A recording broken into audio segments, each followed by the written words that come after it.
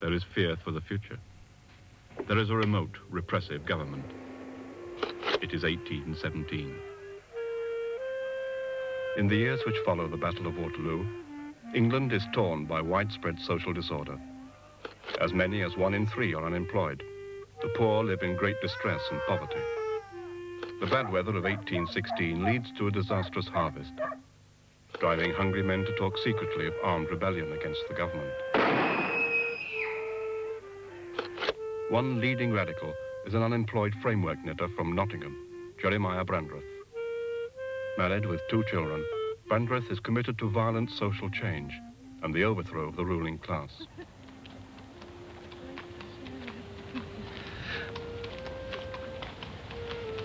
It's Lord Derby.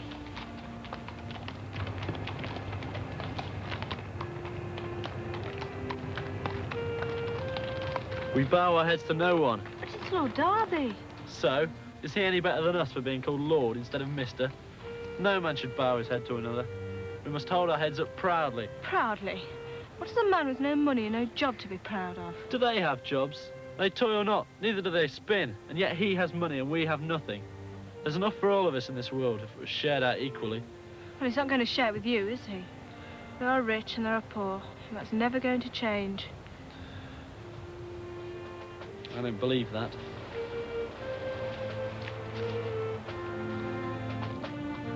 In the early part of 1817, plans are being made for a national revolution.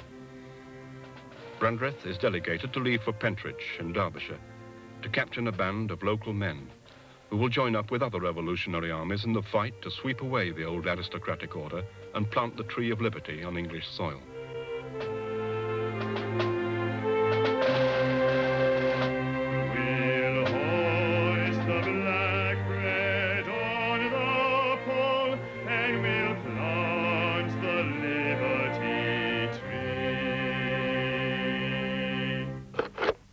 The White Horse Inn, Pentridge, Derbyshire. Prominent local radicals are meeting here to finalise plans for the coming revolution. Thomas Bacon of Pentridge, an unemployed framework knitter and a leading organiser of the Derbyshire rebels. William Turner of South Wingfield, a former soldier, now unemployed. Isaac Ludlam of Wingfield Park, unemployed quarryman, the father of a large family.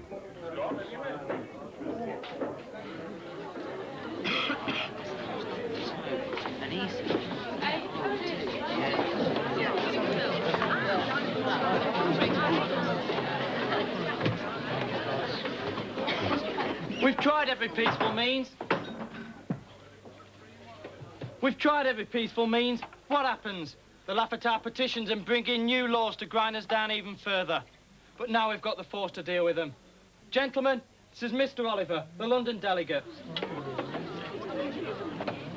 I'm not here to mince words. I speak for 70,000 London men. I've travelled the country. Everywhere it's the same story. The whole nation is united against this government.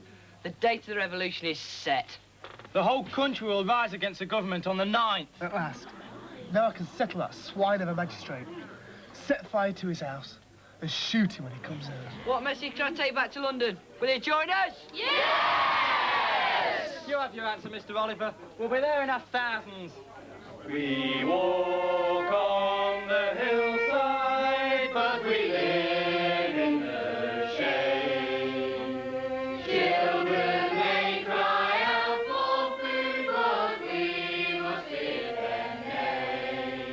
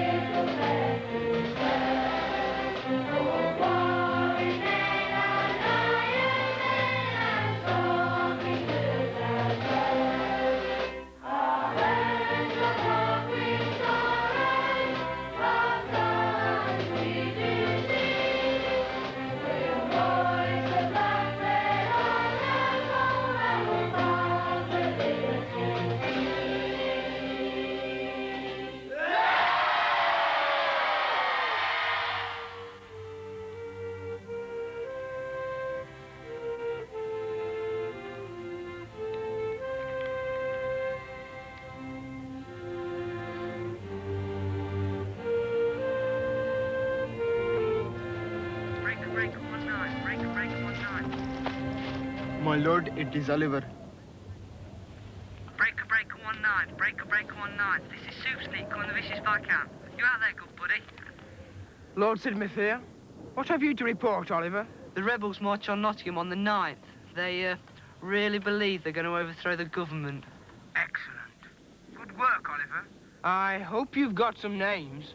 The revolution will be led by one Jeremiah Brandreth, known as the Nottingham Captain. Proceed to Nottingham and contact Henry Sampson. Tell him to keep an eye on Brandreth and keep me informed. Goodbye. 3, 2, 1, I'm gone.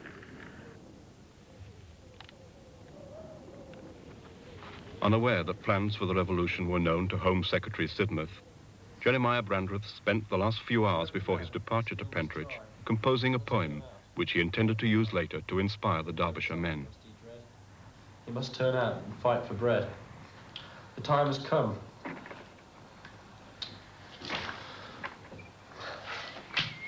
The time has come, you plainly see. The government deposed must be. Don't see why you have to go. The Derbyshire men need a leader. Why you?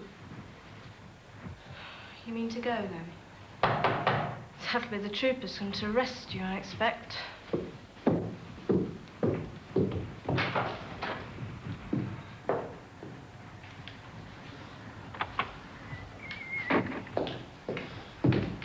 Henry Sampson to see you.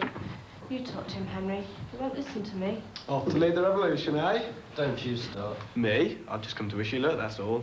You leaving for Pentridge tonight? That's right, the men are waiting. How many men? Thousands, Henry. Thousands of men from all over the north. Tonight we march on Nottingham. Tomorrow we'll take London. There's a whole army gathered in London just waiting for us to move. Good luck, Jeremiah. Thank you, Henry. You're a good man. I'm only sorry I can't join you. If only I wasn't married.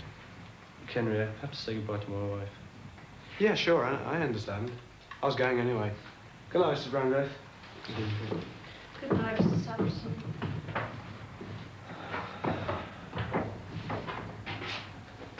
It's time. Go on, then, if you're going. You'll see me again. I don't know when, but I'll come back for you. I'll see you again, Jeremiah Brandreth, hanging from the gallows.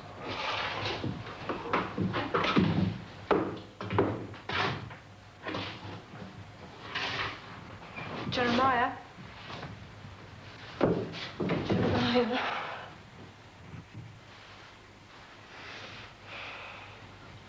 Go on. They'll be waiting for you.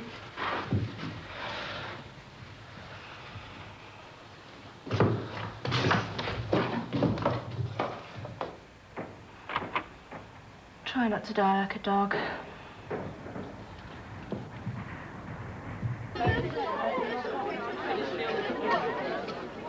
Lads, he's here! Jeremiah Brandreth, the Nottingham captain! Men, I'm no captain, and you are no company. I am a general, and you are my army. Today we'll take Nottingham. Tomorrow we march on London. But remember, those not with us are against us. And what are you going to do about food and weapons, then? Weapons, we'll start with what we have and collect more on the way. And as for food, it's all laid on in Nottingham. And free beer as well. I'll drink to that. You'll be back before closing time. On our own, we are nothing. But all over the country, men have gathered. We are part of a great rising, united by our dreams of a new life. Tonight, the rich will tremble in their beds. Oh, every man his skill must try.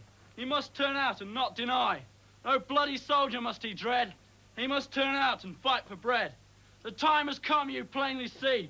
The government opposed must be. The government opposed must be. Now to Nottingham and victory!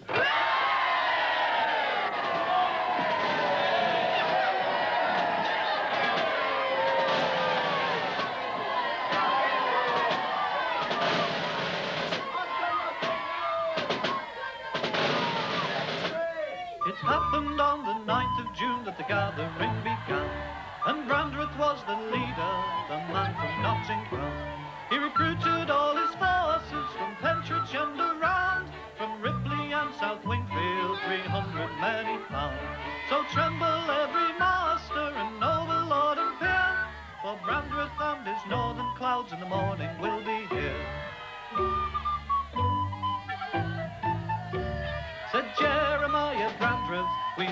turn out for bread, and then oppose the government of England instead.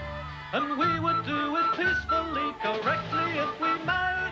But if we must by force of arms, Lord, we shall win the day. So tremble every master and noble lord and peer, for Brandreth and his northern clouds in the morning will be here.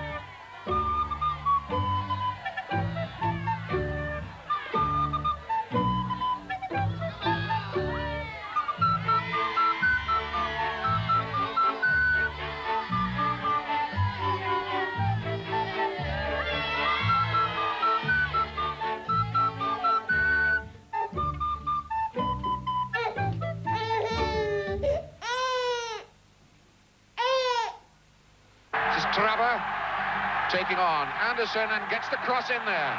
McGovern cuts it out. Needham the boot away. All a bit hurried stuff by Forrest then. Johnny High knocked the ball away.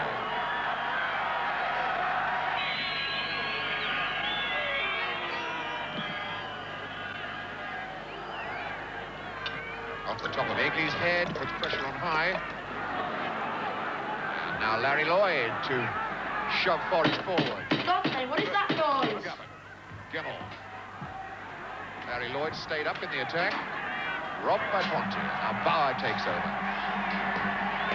Come on, get your coats on. Huh? The revolution. Nah, Forrest on telly. European Cup. We're winning 1-0. Don't be stupid.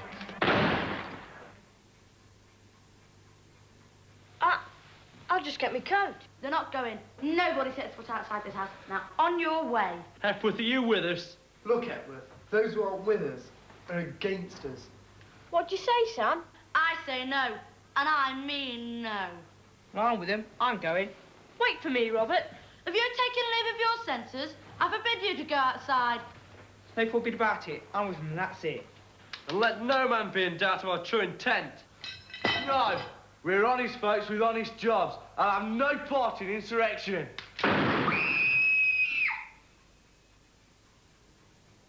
You've killed him. Come on, let's get out of here.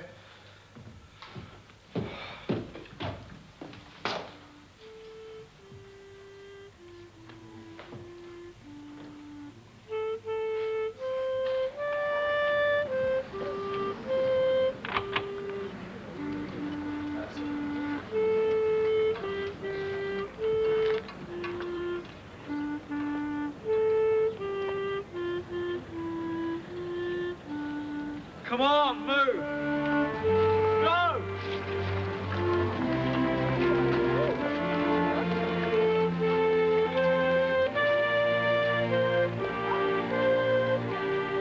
Shocked by the death of Walters, Brandreth rallies his few hundred followers and marches them towards the ironworks of Butterley near Ripley, where the works manager, George Goodwin, is waiting for them. Are you with us? We're gangsters! What do you want? We want your men. We can't have them.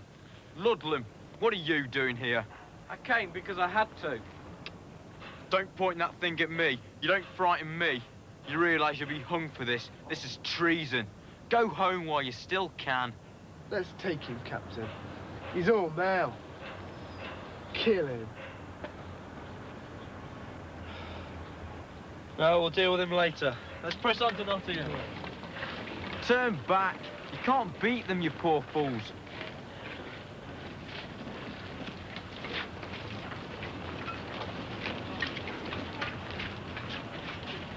The faith of Brandreth's followers in their leader is shaken by the reversal at the ironworks. Disgruntled and bedraggled, the Derbyshire men trudge past Ripley, through Codnor, and stop for refreshment at Langley Mill. Public houses are filled with thirsty men, clamouring for the free drink that Brandreth had promised them.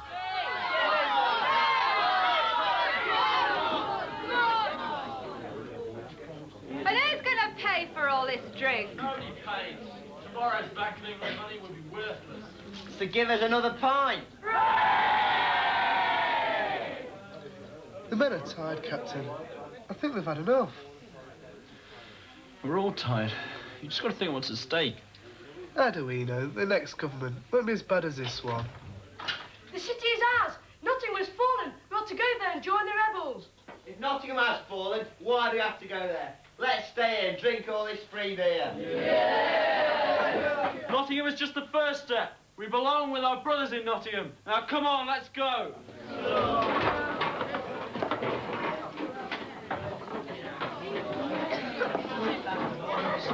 The welcome but false news from Nottingham spurs on the revolutionists. Brandreth's diminishing army rouse eastward and cross the stream called the Giltbrook. But by now, men are throwing away their weapons and slipping off into the darkness, in spite of Brandreth's threat to shoot deserters.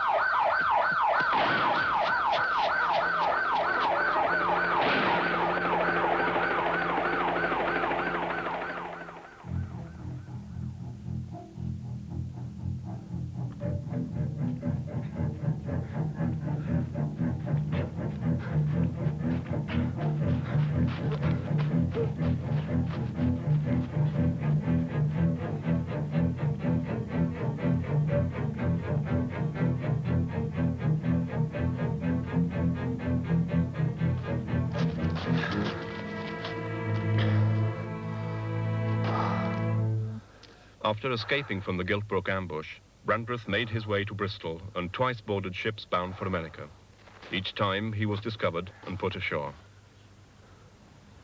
In desperation, he was forced to return to Nottingham, to the house of the only man he thought he could trust, Henry Sampson. Henry, what are you doing here? I've got nowhere to go. I tried to make it to America, but couldn't get a boat. They're looking for me everywhere. I need a place to hide. We can stay here. I have to see Anne. We'll wait here and I can bring her to you. Thanks. Brandreth was taken at Sampson's house by 5 constables, who shared a government reward of £100. The prisoner was taken to Derby jail to await trial. Jeremiah Brandreth, you will be taken to the jail, whence you will be drawn on the hurdle to a place of execution. And there you will be hanged by the neck until you are dead. Where are the children? They wouldn't let them come. I had a speech prepared, but... For God's sake, no speeches. The speeches got you into this. If you'd have listened to me instead of to speeches... If I'd listened to anything, I'd listen to my conscience. I'm still listening to it. I had to do what I did. You know I'm not the type to sit back and accept it. Yes, well, I never really understood. I didn't have much, but it was enough for me.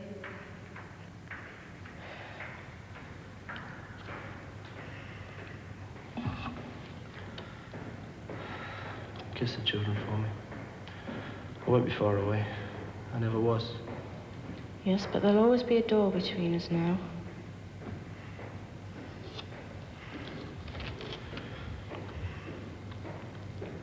The Lord is my shepherd, I shall not want. He maketh me to lie down in green pastures. He leadeth me beside the still waters.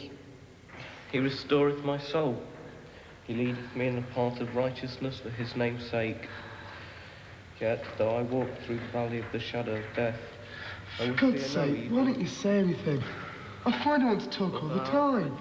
Thy rod and thy staff, they comfort me. But you're going to die.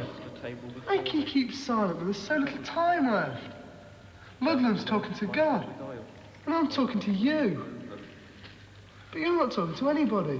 Surely. Doesn't it bother you that we're going to die? Follow all the days of my life, and I will dwell in the house of the Lord forever. Everybody dies.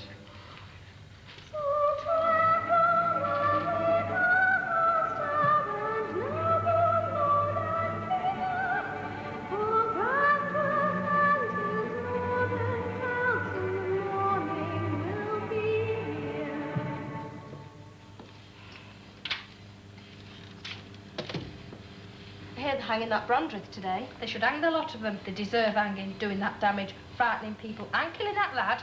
Took long enough to catch him, didn't they, that Brandreth? He was on his ship to America twice and thrown off. What a stupid thing to come and show his face back in Nottingham. They reckon as how he came back for his wife. Caught him at his friend's house. And some friend that Henry Sampson turned out to be. He's got a good job on the ironworks now. I hear there's a lot of jobs going there now. Here, love, has your husband got a job? He's away. In the parlour of the White Horse, that Sunday we did meet, and Jeremiah Brandreth so boldly he did speak concerning our rebellion to win us bread each man. So said Jeremiah. May I say only this? I am not the first, nor shall I be the last patriot to die. I rejoice in what we did, rather than repent of it.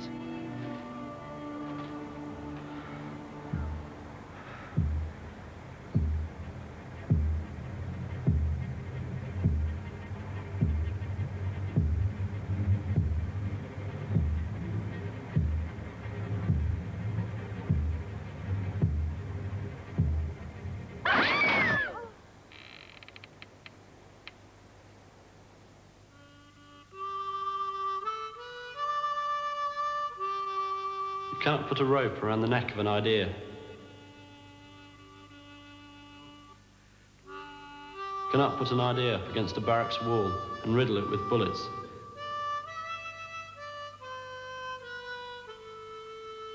You cannot confine it in the strongest prison cell that your slaves could ever build you.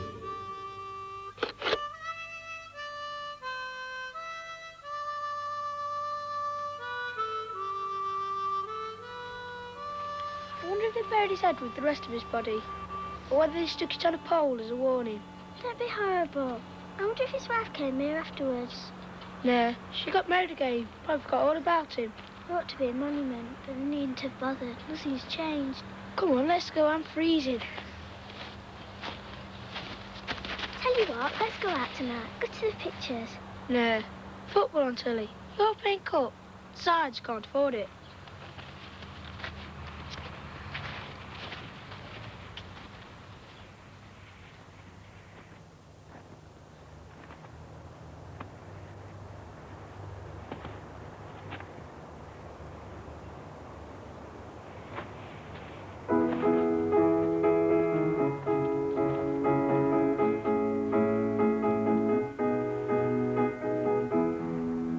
The road is long.